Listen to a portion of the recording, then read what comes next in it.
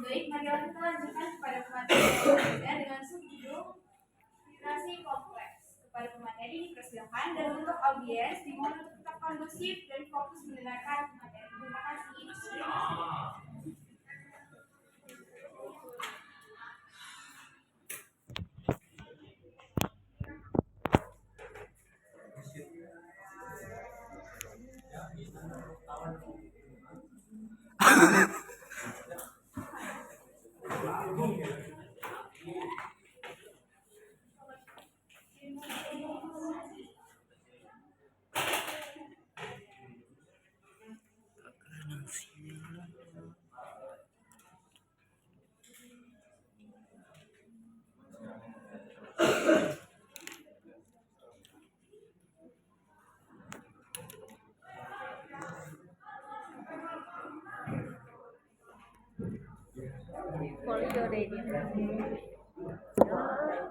Kelihatan semua.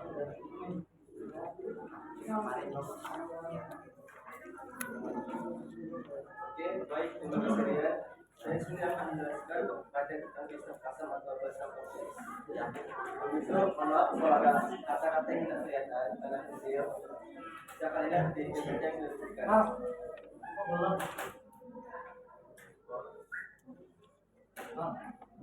Asam dan basa molekul memainkan peran penting dalam banyak sistem kimia dan biologi. Tubuh manusia mengandung sistem bakteri yang rumit di dalam cairan tubuh seperti darah manusia. Cairan darah yang berjalan melalui arteri pH darah manusia dikendalikan dalam kisaran 3,5 hingga 7,45, terutama oleh sistem vapor asam karbonat bikarbonat. Masing-masing komponen dalam campuran yang mengandung asam kuat dan asam lemah atau basa kondensator dapat ditentukan asalkan konsentrasi keduanya sama besar dan konstanta disosiasi untuk yang lemah asam atau basa agak kurang dari sekitar 10 untuk menunjukkan bahwa pernyataan ini benar. Larutan yang mengandung konsentrasi HCl dan HA yang kira-kira sama, di mana HA adalah asam lemak dengan konstanta disosiasi 10. Komposisi campuran asam kuat dan asam lemah dapat ditentukan dengan filtrasi dengan indikator yang sesuai jika asam lemak memiliki konstanta disosiasi antara 10 dan 10 dan presentasi kedua asam berada pada urutan yang sama.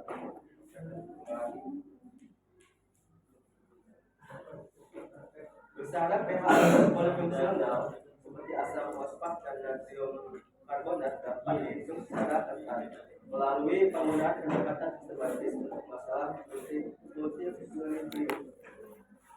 Solusi penyangga yang melibatkan asam polifluorik. Dua sistem penyangga dapat dibuat dari asam basa lemah dan garam yang terdiri dari asam basa H2A dan basa konjugatnya NaHA. Dan yang kedua tinggi daripada sistem HA dan NaHA karena konstanta disosiasi asam HA selalu lebih kecil daripada HA. Dapat menulis bersamaan independen yang cukup untuk menunjukkan konsentrasi ion hidrogen yang berstatus satu dari sistem ini. Bagaimanapun diperoleh kenalkan asumsi menentukan konsentrasi ion hidrogen dari larutan. Jadi untuk bakteri yang dibuat dari HA dan NaH, disosiasi HA untuk menghasilkan HA biasanya dapat diabaikan sehingga peluang terjadi oleh disosiasi pertama. Dengan penyederhanaan ini, konsentrasi ion hidrogen dihitung dengan metode untuk larutan kimia sederhana.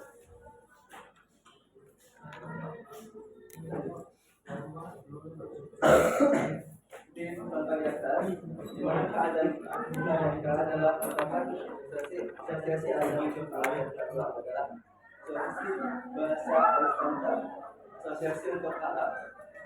Kapan bisa dilihat solusinya? Bahasa asam kapal untuk melakukan ekspresi konsentrasi yang hidrogen dari HA, mana konsentrasi ion natrium sama dengan konsentrasi antikola. Kurva filtrasi untuk asam polifungsional. Senyawa dengan dua atau lebih asam polifungsional terus menghasilkan beberapa titik aktif dalam interaksi tiga virus. Fungsi memiliki kekuatan yang cukup berbeda seperti asam. Teknik komputasi memungkinkan pembuatan serupa hidrasi teoritis yang cukup akurat untuk asam polifungsional jika rasio K atau K adalah lebih besar dari 10. Jika rasio ini lebih kecil, kesalahan menjadi berlebihan. Lain pertama, titik dan memperlakukan lebih ketat prosesa X 100 pada 10 dan min 1 kali 10 karena rasio kakak secara signifikan lebih besar.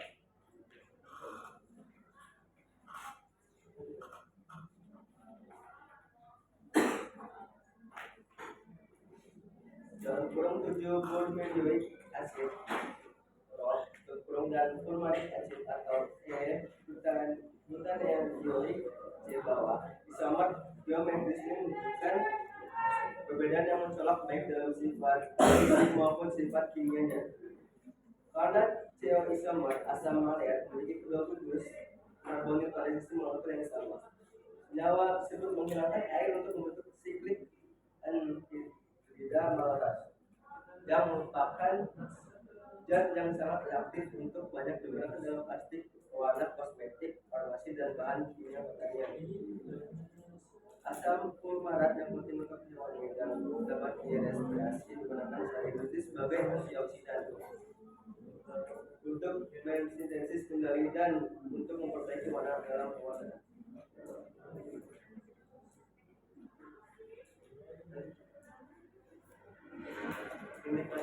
Indikator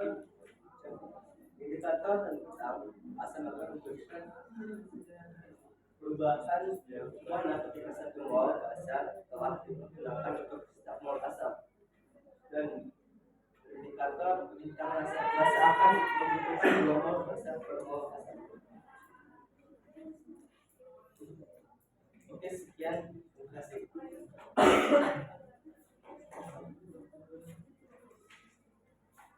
Mari kita lanjutkan pada subjudul berikutnya, yaitu aplikasi titrasi netralisasi yang akan disampaikan oleh saudara Lukman kepada saudara Lukman di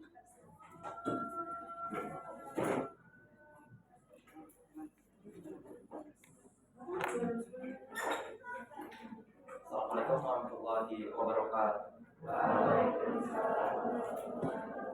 Oke, di sini perkenalkan saya Lukman ingin menjelaskan maksud pengaplikasian titrasi netralisasi. Yang sudah kita tahu ya, netralisasi itu adalah suatu metode analisis yang didasari oleh reaksi antara asam dan basa yang menghasilkan garam dan air.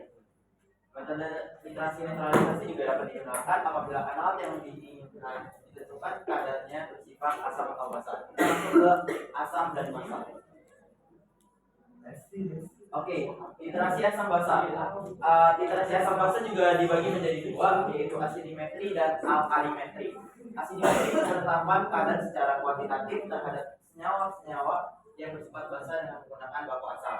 Sedangkan alkalimetri adalah penetapan kadar senyawa-senyawa yang bersifat asam dengan menggunakan baku basa. Jadi dia saling berkebalikan itu. Ini untuk titrasi asam basa. Prosedur-prosedur yang bakal kita ini.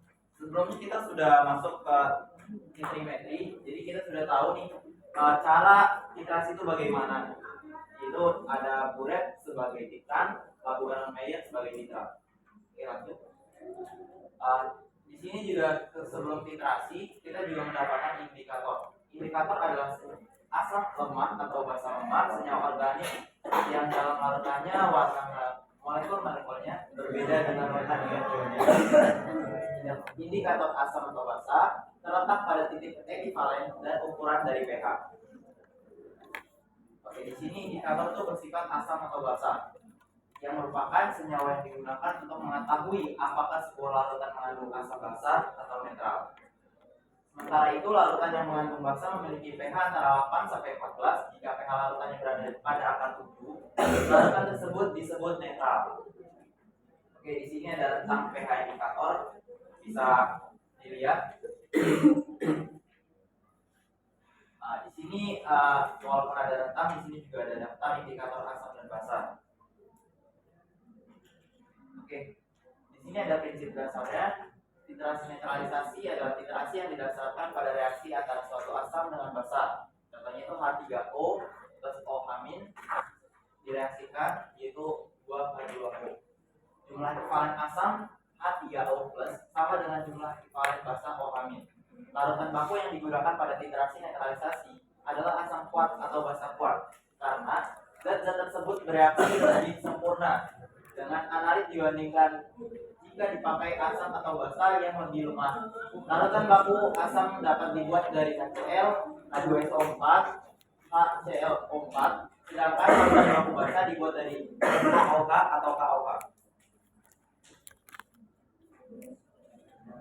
Oke, di sini ada contohnya baku primer, yaitu ada Na2CO3, Na2B4O7, kalium hidrogen flatat, KHP, H2C2O4. Di sini juga ada baku sekunder, contohnya HCl, H2SO4, NaOH dan KOH. Literasi netralisasi dapat berlangsung antara asam kuat dengan basa kuat, asam atau basa lemah dengan basa atau asam kuat, seperti yang ada di atas. Boleh lihat. Di sini literasi asam kuat dengan basa lemah. Pengertian itu asam kuat mempunyai pH yang rendah pada awalnya, pH naik perlahan saat permukaan, namun cepat saat mendekati titik ekivalen. Sedangkan literasi asam lemah dengan basa kuat itu mempunyai pH yang rendah. Pada awalnya pH naik lebih cepat pada awalnya, tetapi kurang cepat saat mendekati titik ekivalen. Dan yang ketiga itu ada literasi asam lemah dengan basa lemah. Contoh yang biasa untuk mengubah literasi asam lemah dan basa lemah adalah ethanol dan amonia. Oke, di sini kalian bisa pelajari yaitu contoh soal dari literasi asam basa. Ini yang perlu kita ingat yaitu asam basa poliprotik atau polifungsional bila diliterasi dengan basa kuat dapat mempunyai titik ekivalen lebih dari satu. Nah, titik akhir itu adalah TA adalah titik di mana telah terjadi perubahan warna pada indikator yang menandakan literasi telah selesai dilakukan, yaitu TE, titik ekivalen. Mungkin itu saja yang dapat saya sampaikan. Selanjutnya boleh dilanjut ke pemateri selanjutnya.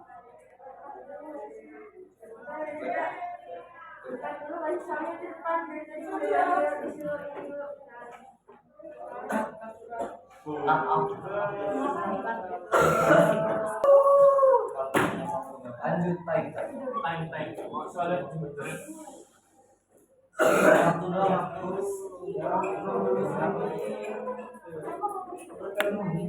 Itu satu dari itu. Baik, marilah kita lanjutkan ke subjudul yang terakhir, itu literasi kompleksometri dan kekuatan akan disampaikan oleh saudari Dela. Pada saudari Dela dipersilakan.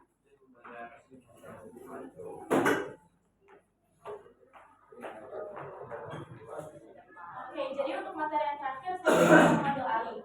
Sebelumnya perkenalkan, nama saya Dela Putih. Jadi di sini saya akan menjelaskan tentang reaksi kompleksometri dan reaksi perendahan. Sebelum masuk ke inti poin, di sini saya akan menjelaskan secara singkat apa sih senyawa kompleks itu dan apa kompleksometri itu. Jadi secara singkat, senyawa kompleks merupakan senyawa yang tersusun dari suatu ion logam pusat dengan satu atau lebih ligan yang menyumbangkan pasangan elektron bebasnya kepada ion logam pusat. Ion logam pusat merupakan ion unsur transisi yang dapat menerima pasangan elektron bebas dari ligan. Ligan adalah suatu unsur yang memiliki pasangan elektron bebas untuk didonorkan pada logam. Ligan yang banyak digunakan pada reaksi kompleksometri yaitu dinatrium etilen, dianida tetraasetat, dan etilen diamin tetraasetik asid. Dan untuk literasi kompleksometri adalah salah satu metode kuantitatif dengan memanfaatkan reaksi kompleks antara ligan dengan ion logam utamanya. Yang umum digunakan yaitu etilen diamin tetraasetik asid. Literasi kompleksometri umumnya menggunakan ligan multidentat, bukan unidentat. Karena kompleks dengan ligan unidentat pembentukannya terjadi secara bertingkat sehingga perubahan pada saat titik ekivalen sulit diamati.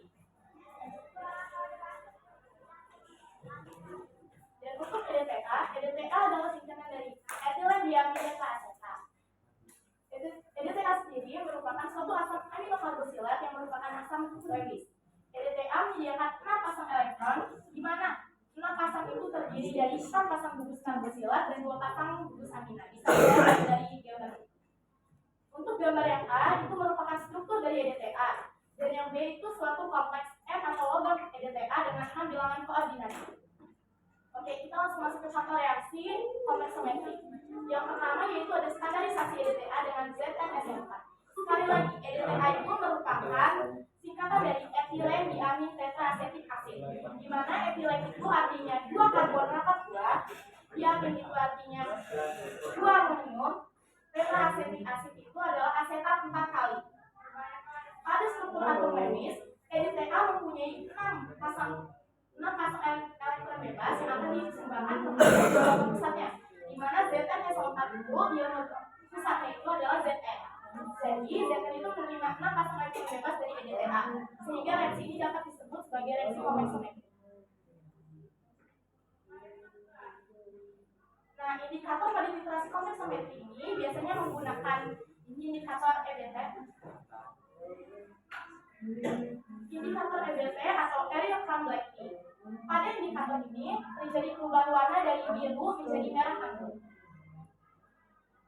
Contoh indikator lain yang dapat digunakan selain EBT yaitu ada hitam erioprom, juga silenol, dan biru hijau. Nah, bisa dilihat pada tabel berikut. Untuk metode titrasi dalam kompleksometri itu dibagi menjadi 4. Yang pertama ada titrasi langsung, yang kedua ada titrasi kembali, yang ketiga ada titrasi substitusi, dan yang keempat ada titrasi alkalimetri. Untuk reaksi pengendapan, reaksi pengendapan adalah suatu reaksi pembentukan endapan di dalam larutan atau padatan lain selama reaksi kimia. Faktor-faktor yang mempengaruhi pengendapan yaitu ada temperatur, yang kedua ada pengaruh tingkat keasaman atau pH, yang ketiga ada sifat larut, yang keempat ada efek ion sejenis, yang kelima ada efek ion lain, dan yang keenam ada pengaruh ion kompleks, dan ketujuh ada pengaruh hidrolisis. Titrasi pengendapan merupakan cara titrasi yang didasarkan pada terbentuknya endapan selama proses titrasi. Berdasarkan reaksi pengendapannya, titrasi pengendapan dibagi atas 2. Yang pertama ada titrasi sulfat pada larutan ion barium, yang kedua ada titrasi agentometri.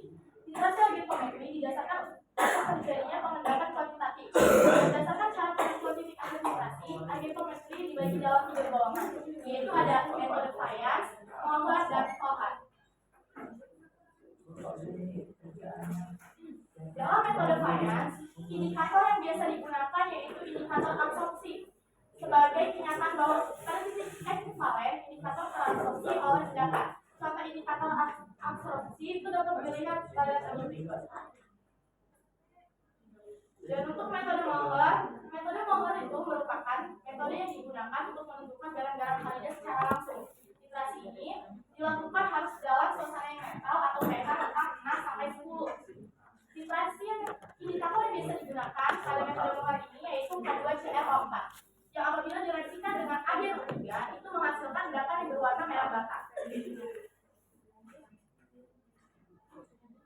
Metode Volhard, indikator yang biasa digunakan pada metode ini yaitu Fe3+ yang menghasilkan endapan berwarna merah.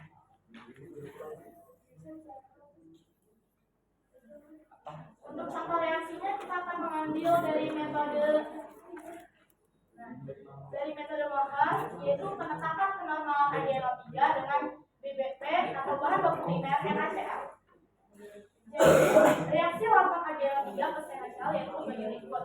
AgNO3 ditereaksikan dengan NaCl itu menghasilkan AgCl yang berupa endapan yang mula-mula berwarna putih, plus NaNO3 itu sebagai larutannya.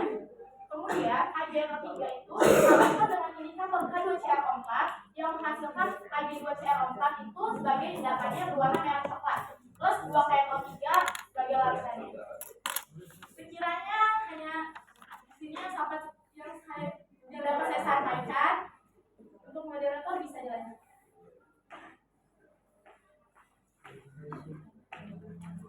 Terima kasih kepada pemateri yang telah menyampaikan materinya dengan sangat. Selanjutnya yaitu sesi tanya jawab. Peraturan dalam sesi ini adalah waktu tanya jawab hanya diberikan selama 20 menit dan setiap kelompok hanya diperkenankan bertanya 1 kali. Kepada yang ingin bertanya, diharapkan untuk mengangkat tangannya. Silakan kepada Eka untuk memperkenalkan diri terlebih dahulu. Eka. Assalamualaikum warahmatullahi wabarakatuh.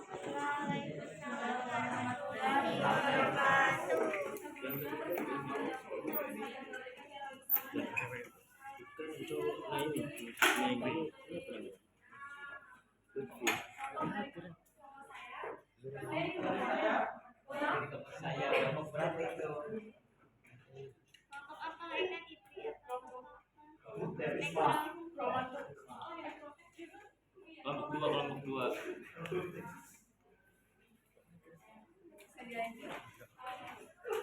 Dari materi yang tadi disampaikan oleh kalian bahwa dalam analisis ini selalu menggunakan indikator untuk menentukan literasi. Nah, indikator ini diantaranya itu kelompok modul dan media merah. Nah, pertanyaannya adalah kapan kita harus menggunakan indikator kelompok modul dan kapan kita harus menggunakan indikator media merah. Terima kasih saudari Eka atas pertanyaannya. Kepada kelompok yang selanjutnya, apakah ada yang ingin bertanya? Pada saudari Andini dipersilakan. Begini. Bismillahirrahmanirrahim. Assalamualaikum warahmatullahi wabarakatuh. Saya dari kelompok gravimetri izin bertanya pada kelompok kan di EDTA itu punya 6 pasangan elektron bebas. Kenapa si EDTA itu ngasih si elektron bebasnya itu ke Zn? Dan kenapa si Zn-nya itu bisa nangkap 6 elektron bebas yang dikasih sama si EDTA?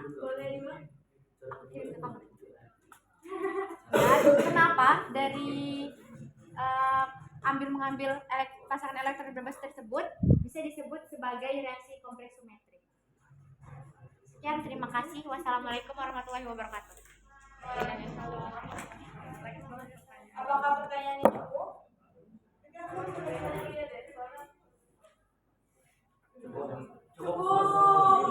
Baiklah, terima kasih kepada pemateri diharapkan diskusi dan mempresentasikan jawaban ini.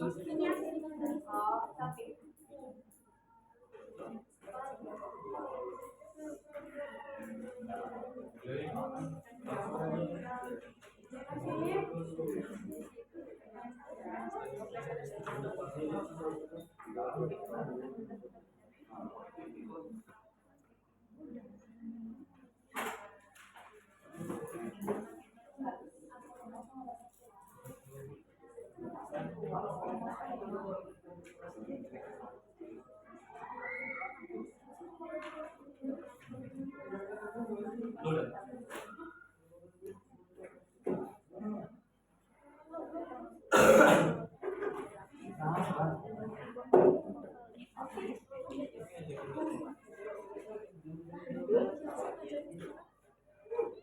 kepada pemateri diharapkan untuk menjawab pertanyaan yang telah diberikan oleh audiens.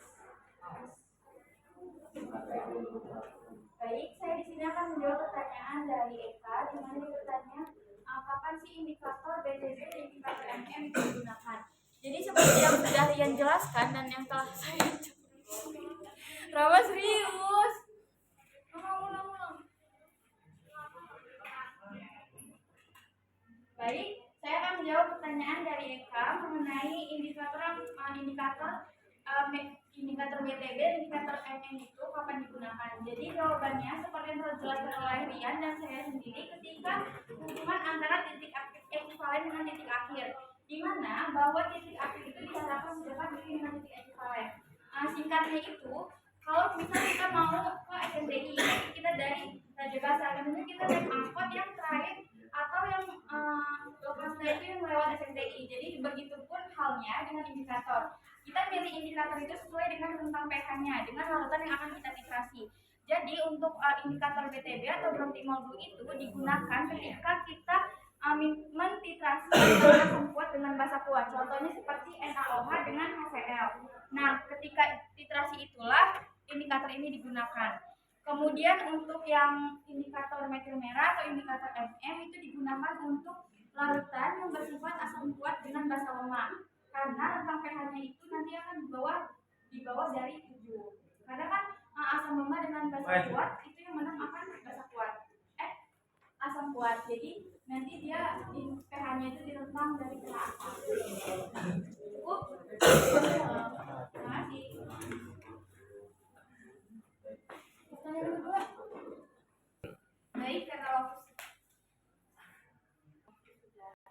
Baik, karena waktu telah mendekati waktu sholat Jumat, untuk pertanyaan yang kedua bisa dijawab melalui grup WhatsApp. Demikian presentasi hari ini. Saya selaku moderator mohon maaf yang sebesar-besarnya jika ada kesalahan. Untuk itu saya tutup presentasi kali ini dengan mengucapkan alhamdulillahirabbil alamin dan wassalamualaikum warahmatullahi wabarakatuh. Waalaikumsalam.